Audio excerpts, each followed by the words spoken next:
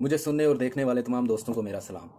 दोस्तों, एक सुबह किसी अमीरज़ादे के घर के बाहर से गाड़ी चोरी हो गई। सारे घर में परेशानी का आलम बन गया। गाड़ी बहुत महंगी थी, लेकिन कुदरत का करिश्मा ऐसा हुआ कि जो ही शाम ढली तो शाम ढलते ही गाड़ी साफ़ सुथरी हालत में घर के बाहर पाई गई।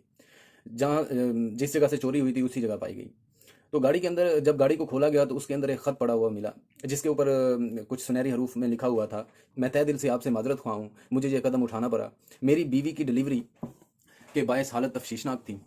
मुझे कुछ समझ नहीं आ रहा था मैं कैसे उसे अस्पताल पहुँचाऊँ। बस इसी वजह से मुझे ये चोरी जैसा घिनौना काम सर अंजाम देना पड़ा। और उसने कहा कि मैं अपने किए पर शर्मिंदा हूँ। उम्मीद करता हूँ आप मुझे मेरी इस हरकत पर माफ़ कर देंगे। ख़त में कहा कि मेरी तरफ से आपको और आपकी फ़ैमिली के लिए एक अदद तोहफ़ा है। तोहफ़ा ये है कि आज रात के शो की टिकटें, साथ में कुछ खाने पीने की चीज़ें कबूल कीजिए।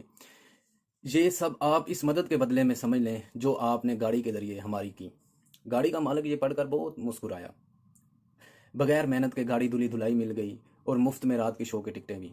रात हुई, पूरी फैमिली दोबारा बच्चों समेत शो को एंजॉय करने के लिए सिनेमा घरों में पहुंच गए। जब रात को फैमिली फिल्म देखने के बाद वापस आई तो उनके घर में डकैती की वारदात हो चुकी थी और घर का सारा सामान खाली हो चुका था।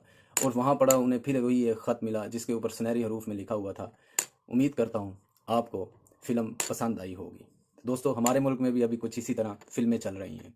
तो दोस्तों, इसी तरह का सिनेरियो पिछले 1 डेढ़ साल से हम अपने मुल्क में देख रहे हैं। ये पीडीएम की हुकूमत जो 6 महीने में महंगाई ख़त्म करने आई थी, 1.5 साल के करीब हो गया, लेकिन अभी तक महंगाई का ग्राफ बढ़ा है, कम नहीं हुआ।